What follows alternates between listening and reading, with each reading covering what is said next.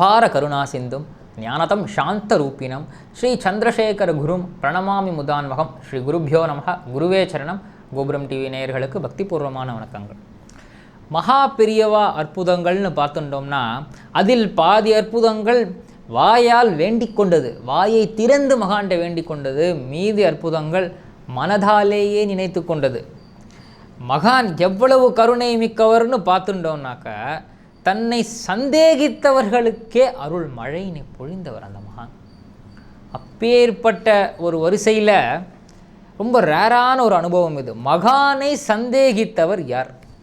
அவர் மகானை ஏன் சந்தேகித்தார்? அவருக்கு மகான் எப்படி அருள் புரிந்தார் என்பதை விளக்கும் ஒரு தொடர்தான், பகுதிதான் இப்பொழுது நாம் காணவிருப்பது. வாருங்கள் பார்க்கலாம். காசி யாத்திரை போகிறார் மகான். காசியில் விஜயம் செய்து அப்படி அன்னபூர்ணேஸ்வரி அம்பாள், விஸ்வநாத சுவாமி, விசாலாட்சி அன்னை எல்லா தெய்வங்களையும் அவ்வளவு அழகாக தரிசித்து விட்டு காசியில் உள்ள அனைத்து பக்தர்களும் சங்கர கோஷத்தோடு அப்படி மகானை தரிசித்து அவர்களுக்கு விடை கொடுத்து அனுப்பி அங்கிருந்து மகான் கிளம்பி நேர பெர்ஹாம்பூர்ங்கிற ஊருக்கு வரார். அங்கு தன் சாதுர்மசிய விரதத்தை அனுஷ்டித்தார் சுவாமிகள்.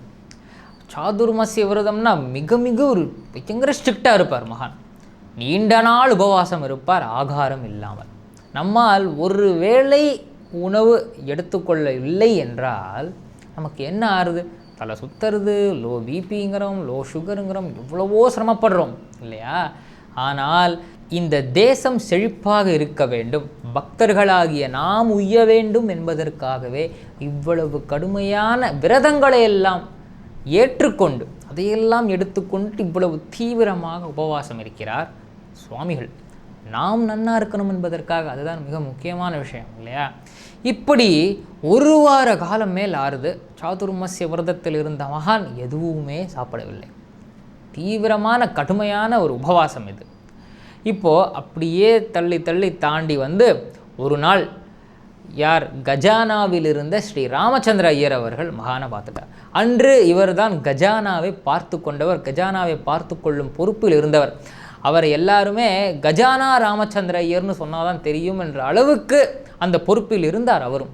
மகான் எதுவுமே சாப்பிடவில்லை, மகானின் ஆரோக்கியமும் குறைந்து கொண்டே வருகிறது என்பதை அவர் உணர்ந்து கொள்கிறார். இப்போ என்ன செய்கிறார்? அந்த பரிசாரகர் இருப்பார் இல்லையா, அதாவது மகானுக்கான பிக்ஷைகளை செய்து கொடுப்பவர். அவர் பிரத்யேகமாக மகானுக்கு மட்டுமே பிக்ஷை செய்யும் பொறுப்பில் இருப்பார். அவர் அழைச்சிண்டு மகான் ஏதாவது சாப்பிட்டாரான்னு கேட்டுக்கிறார். இல்லை, சாப்பிடல. ஆஹா, மகான் எதுவுமே சாப்பிட மாட்டாரேன்னு மகான் மேலே இருக்கிற அக்கறையில் இப்படியாவது மகான்கிட்ட போய் கேட்டுடணும் அப்படின்னு வரார். பெரியவா நீங்கள் ஏதாவது ஆகாரம் எடுத்துக்கலாமே, பெரியவா பிக்ஷை பண்ணாமல் இங்கே எல்லாருக்கும் சாப்பிட்றதுக்கு ரொம்ப கஷ்டமாக இருக்குது, தயவு செஞ்சு நீங்கள் சாப்பிடுங்கோ அப்படின்னு வேண்டிக்கும்போது அதெல்லாம் பார்த்துக்கலாம் போடா அப்படின்னுட்டார் மகான். இல்லை பெரியவா, நீங்கள் நிச்சயமாக நீங்கள் சாப்பிட்டே ஆகணும் பெரியவா அப்படின்னு சொல்ல, அப்படியா சரி யார் பிக்ஷை பண்ணுறா அவனை அழைச்சுண்டு வா அப்படின்னு சொல்ல அந்த சமையல்காரரும் வரார். பெரியவாளுக்கு மட்டுமே பிக்ஷை செய்விப்பவர். அவர் அந்த பக்கம் வந்ததுமே சரி இன்றைக்கி என்னென்ன இருக்கோ எல்லாத்தையும் கொண்டா, நான் சாப்பிட்றேன், இன்றைக்கி ராத்திரி நான் சாப்பிட்டுடுறேன், போதுமானோக்கு அப்படின்னு சொன்னதுமே ராமச்சந்திரையருக்கு ஒரு ஆனந்தம். இது போதும் பெரியவா அப்படின்னு சொல்லி அவரும் வந்துட்டார். ஆனால் இப்போ அவருக்கு ஒரு சந்தேகம் இருந்துகிட்டே இருக்குது. மகானையே சந்தேகப்படுறார் அவர். எவ்வளவோ பெரிய பக்தர்கள் விஐபிக்கள்லாம் கேட்டுண்டா, பெரியவா ஏதாவது பிக்ஷை பண்ணணும், இப்படி பட்டினியாக பல காலம் இருக்கப்படாதுன்னு அன்னதான சிவன் போன்றவரெல்லாம் கேட்டிருக்கா. அதற்கே நம் மகான் செவிசாய்க்கவில்லை. நான் ஒரு சாதாரணமான ஆள், நான் சொல்லி எப்படி மகான் உடனே கேட்டுண்டார் அப்படிங்கிற சந்தேகத்தோட நேர சமையல் கட்டு பக்கம் போகிறார். பெரியவா சாப்பிட ஒத்துண்டாரா? நான் இருக்கும்போது சாப்பிட்றேன்னு சொன்னாரே அப்படின்னு கேட்கவுமே தான் உண்மையை அவர் சொல்கிறார். இல்லை, நீங்கள் இந்த பக்கமாக போனதுக்கப்புறம் என்னை மறுபடியும் கூப்பிட்டார் பெரியவா. நான் எல்லாம் ராமச்சந்திரனுக்காக மட்டும்தான் ஒத்துண்டா மாதிரி நடித்தேன், நீ ஒன்றும் பண்ண வேணாம், நான் சொன்னதை அடியோட மறந்துடு அப்படின்னு நான் அனுப்பி விட்டுட்டார் மாமா அப்படின்னு சொன்னதுமே இவருக்கு ஒரே வருத்தம். இந்த மன வருத்தத்தோடு நேர பெரியவாள்கிட்ட போனார். ஆனால் இவரால் பெரியவாள்கிட்ட பேச முடியல. ஏன்னா இவரை எப்படி நம்ம அவாய்ட் பண்ணோங்கிறதுக்காகவே மகான் என்ன பண்ணுறார், வேத வித்வான்கள் பண்டிதர்கள் எல்லாத்தையுமே அப்படி சுற்றி வச்சுன்னு அவள்கிட்ட ரொம்ப சீரியஸாக ஏதோ ஒரு சம்பாஷணையில் இருக்கார். இப்போது அவர் உண்மையை கண்டுபிடிச்சிட்டாருன்னு மகானுக்கு தெரிஞ்சு போயிடுது. அவரை பார்க்காம வேற பக்கமாகவே உட்காந்துருக்கார். இவர் எந்த பக்கத்தில் எந்த வரிசையில் பூந்து வந்தாலுமே அவர்கிட்ட பேசலை மகான். இன்றைக்கி எப்படியாவது மகானை பிடிச்சிடுறது அப்படின்னு வெயிட் பண்ணி எல்லாரும் கிளம்பினதுக்கப்புறமா பெரியவா நீங்கள் இன்றைக்கும் ஆகாரம் பண்ணலன்னு தெரியும் பெரியவா, நீங்கள் சாப்பிட்டே ஆகணும் பெரியவா. ஏண்டா அப்படின்னு கேட்டதுமே, நீங்கள் சாப்பிட்லன்னா நான் மடத்தை விட்டே போயிடுவேன் பெரியவா அப்படின்னுட்டார் அந்த கஜானா ராமச்சந்திரையர். போ அப்படின்ட்டாரான் மகான்.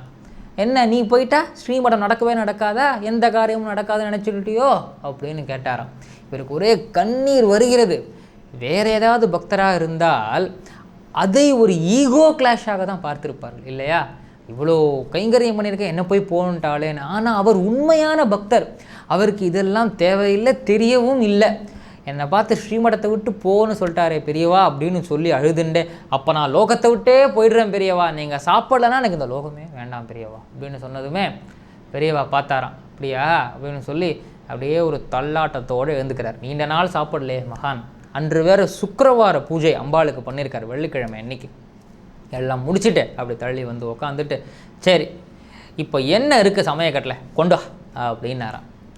இவர் உடனே சரி இந்த மகான் என்ன சாப்பிடுவார், ராத்திரி சன்னியாசி என்ன சாப்பிடுவார், ஜென்ரலாக பார்த்துருந்தோம்னா பால் பழம் அவ்வளோதானே இருக்கும் அப்படின்னு சொல்லி 2-3 பழங்கள், ஒவ்வொரு வகையிலையும் 2-3 பழங்களை எடுத்துன்னு ஒரு தட்டில் கொண்டு வந்து அதை எல்லாம் உதிர்த்து பெரியவாள்கிட்ட கொடுக்குறார். என்ன இதை கொண்டு வர, சுக்கிரவார பிரசாதம் எங்கே செஞ்சாங்க இல்லையா அதை கொண்டு வா அப்படின்னு சொன்னதுமே குடுகுடுன்னு உள்ளே போய் பார்த்தா சொஜ்ஜி சுண்டல் எல்லா நைவேத்தியங்களும் அம்பாளுக்காக படைக்கப்பட்டது. எல்லாமே நைவேத்தியம் ஆன பிறகு மீண்டும் சமையல் கட்டில் இருக்குது விநியோகத்துக்காக, அதை கொண்டு வா அப்படின்னு சொன்னதும் அதை கொண்டு வந்து பெரிய பெரிய தட்டில் வைக்கிறார். அதெல்லாம் சாப்பிட்டுட்டு அவ்வளோதானா வேறு ஏதாவது இருக்கா அப்படின்னு கேட்டேன். நைவேத்தியம் பண்ண மொத்த பண்டங்கள் எல்லாத்தையுமே பாத்திரத்தில் கொண்டு வந்து பெரியவாளுக்காக வச்சாச்சு. 12 திருவோண மட்டேன் இன்னும் உவப்பண்ணான் என்று சொல்லி விழுங்கி போந்து நின்றான் என்ற ஆழ்வார் பாசுரம் இருக்கு இல்லையா. எல்லாத்தையும் விழுங்கிட்டு அந்த பகவான் எப்படி நின்னார்னு பார்த்தோம். அதே போல் நம் சுவாமிகள் எதை கொடுத்தாலும் அதை விழுங்கி அடுத்து என்னன்னு கேட்டுன்னு இருக்காராம். இப்போ இவர் கொஞ்சம் அப்படியே ஒரு ஆட்டம் பார்க்குறார். சரி வேறு எதுவும் இல்லைன்னு சொல்லி எல்லா பழங்களையும் கொண்டு வந்து பெரியவா முன்னாடி வைக்கிறார். எல்லா பழங்களையும் உதிர்த்து விழுங்கி விடுகிறார். அவர் மொத்தத்தையும் சாப்பிட்டு, நான் சாப்பிட மாட்டேன்னு சொன்னேன், நீ சாப்பிட்டுண்டே ஆகணும்னு நீ ஒப்புத்துண்ட இல்லையா, இன்னைக்கு நீ இதை எல்லாத்தையும் வச்சு என்னுடைய பசியை இன்னும் கிளறிட்ட, எனக்கு இன்னும் பசிக்கிறது, வேற என்ன இருக்கோ எல்லாத்தையும் கொண்டு வா அப்படின்னு மகான் கோபமாக சொல்ல, இவர் பயந்து போய் என்னென்ன பழங்கள் பக்தர்கள் வாங்கிட்டு வந்தாலோ 4வது முறை பெரிய பெரிய தாம்பாளத்தில் எல்லா பழங்களையும் சுவாமிகள் முன்னாடி வச்சாச்சு. எல்லாத்தையும் உட்கொண்டு விட்டார் மகான். எல்லாத்தையும் உட்கொண்டு விட்டு, என்னடா அவ்வளோதானா என் மூஞ்சியை பார்த்துட்டு இருக்க, அடுத்து கொண்டு வா அப்படின்னார். திருப்பி சமையல் கட்டுக்கு போய் அடுத்த நாளுக்காக வச்சுட்டு இருந்த பால் டின் இருக்கும் இல்லையா, பெருசு பெருசாக பெரிய பெரிய பாத்திரங்களில் எல்லா பாத்திரங்களையும் கொண்டு வந்து வச்சாச்சு. மொத்த பாத்திரங்களையும் பருகி விட்டு எல்லாத்தையும் விழுங்கி விட்டு, அடுத்து என்னடா கொண்டாடா இன்னும் பசிக்கிறதுடா நெக்குங்கிற. 2 நாள் 3 நாளுக்கு எல்லாரும் சாப்பிடணுமே, எதுவுமே இல்லை, இப்போ எல்லாம் காலி, அடுக்கலையே காலியாக இருக்குது, இப்போ என்ன பண்ணுறதுன்னு தெரியல. ராமச்சந்திரையர் அப்படி பெரியவா என்னை மன்னிச்சிடுங்கோ, தெரியாமல் நான் உங்கள்கிட்ட அப்படி சொல்லிட்டேன் பெரியவா அப்படின்னு காலில் விழ, இனிமேல் வம்புக்கு வரமாட்டியோ இல்லையோ, என்னை தேவையில்லாமல் தொல்லை பண்ண மாட்டியோ இல்லையோ அப்படின்னு கேட்டாராம். இனிமேல் பண்ண மாட்டேன் பெரியவா, மன்னிச்சிடுங்கோ பெரியவான்னு வேண்டினாராம். ஆக பக்தர்களுக்காக இந்த உலகம் சேமமாக இருக்க வேண்டும் என்பதற்காகத்தான் மகான் அவ்வளவு விரதங்கள், அவ்வளவு கடுமையான உபவாசங்களை எல்லாம் ஏற்றுக்கொண்டு நமக்காக இருந்து வந்தார் இல்லையா. ஆனால் மகானின் ஆரோக்கியம் குறைந்து விடுகிறதே என்று அந்த பக்தருக்கு ஒரு கவலை இருக்கத்தானே செய்யும். ஆக அந்த பக்தர் வேண்டிக் கொண்டதற்கு இணங்க மகானும் அன்று உட்கொண்டு விட்டார். மேலும் தன் உபவாசத்தை தொடருவதாகவும் இவரிடத்தில் சொல்லிட்டார். இனிமேல் இவரும் மகானை சாப்பிட வேண்டும் என்று சொல்ல மாட்டார். இந்த விஷயத்தை எவ்வளவு ஒரு நகைச்சுவையோடு காண்பித்து நடித்து காண்பித்து இல்லையா, அவரை பொறுத்த மட்டில் எல்லாமே மிக மிக சாதாரணமான விஷயம்தானே. எவ்வளவு அழகாக இதை செய்து காண்பித்து, தன்னால் இயலாத காரியம் கிடையாது, சாதாரணமான ஒரு உருவம், மிக மிக எளிய ஒரு திருக்கோலம், அவருக்கு இவ்வளவு ஆகாரத்தை எவ்வாறு உட்கொள்ள முடிந்தது? மகான் நினைத்தால் எதுவும் சாத்தியமே என்பதில் சற்றும் சந்தேகமே கிடையாது. சக்ருத் ஸ்மரண மாத்திரேன பவரோக விநாசகே சந்திரசேகர பாதாப்சே வாசேதாம் ஹிருதிமே சதா.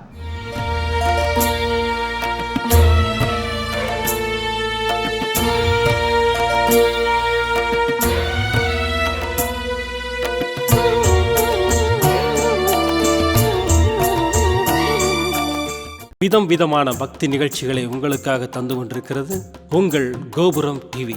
உங்களுக்கு பிடித்த நிகழ்ச்சிகளை லைக் செய்யுங்கள், உங்களுக்கு பிடித்த மாணவர்களுக்கு ஷேர் செய்யுங்கள்.